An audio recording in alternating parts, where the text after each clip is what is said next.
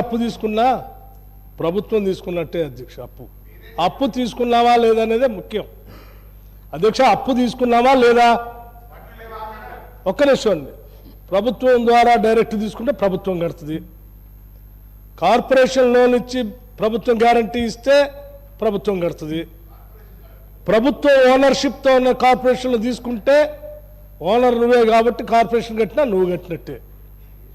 ఎట్ట చేసినా ఏం చేసినా అంతిమం కట్టేది ప్రభుత్వమే.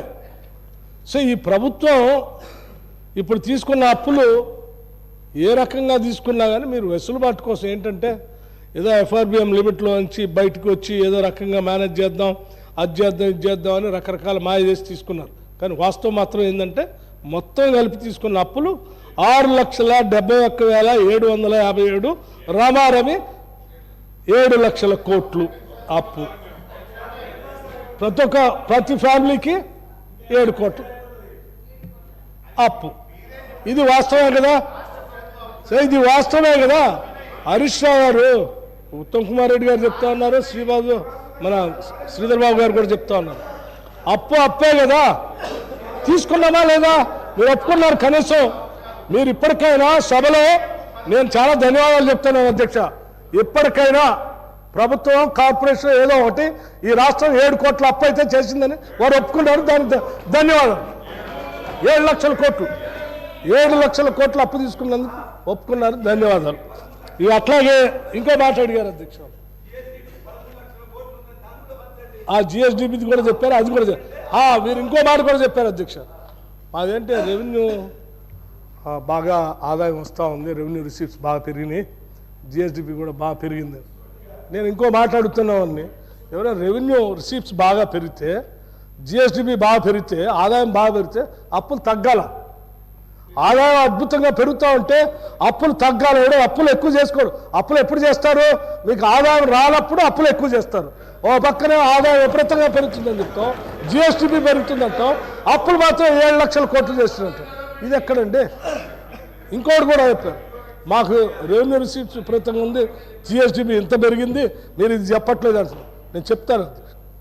మరి ఇంత బాగా పెరిగితే ఓడి ఎందుకు తీసుకున్నారు అధ్యక్ష? మీరు ఆర్బీఐ నుంచి ఓడి ఎందుకు తీసుకున్నారో? మీకు రెవెన్యూ రిసీప్ట్స్ విపరీతంగా ఆదాయం వస్తుంది, జిఎస్డిపి పెరుగుతూ ఉంటే ఎవరో ఓడి తీసుకో. ఓడి అంటే ఏంటి అసలు?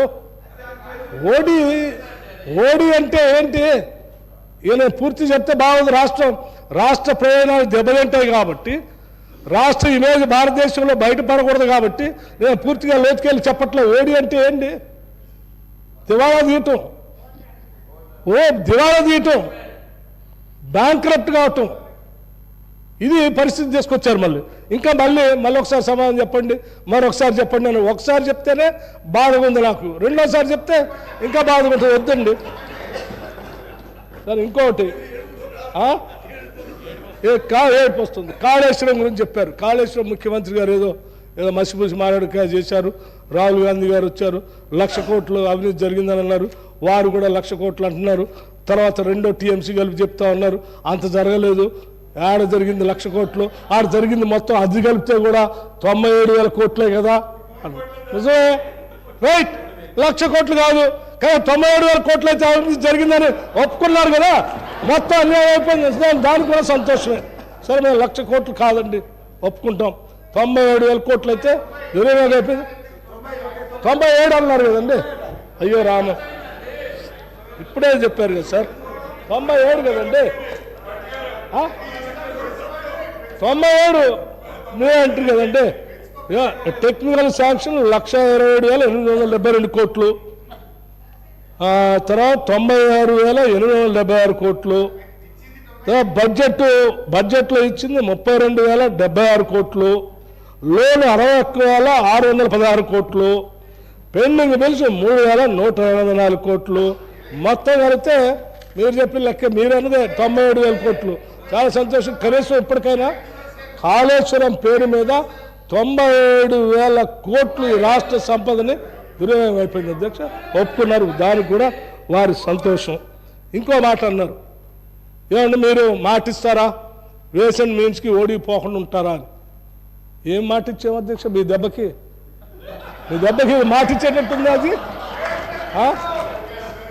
కాదు కాదు మొత్తం రాష్ట్రాన్ని మొత్తం ఖతం చేసి ఏమి లేకుండా చేసి మీరు మాటిస్తారంటే ఎస్ 2014లో ఒక్క నిమిషం మేము మాత్రం మీలాగా చేయం అధ్యక్ష. చాలా ఆర్థిక క్రమశిక్షణతో ఈ రాష్ట్ర ఆర్థిక పరిస్థితిని పట్టాలు ఎక్కిస్తాం, అభివృద్ధి పదంలో నడిపిస్తాం. ఆ అభివృద్ధి ఆస్తులు సృష్టించి వాటి ద్వారా వచ్చే సంపత్తో సంక్షేమ కార్యక్రమాలు కూడా చేస్తాం. రెండింటినీ కలగలిపి ముందుకు తీసుకొని పోతాం. అంతే తప్ప మీలాగా అట్లా చేయం.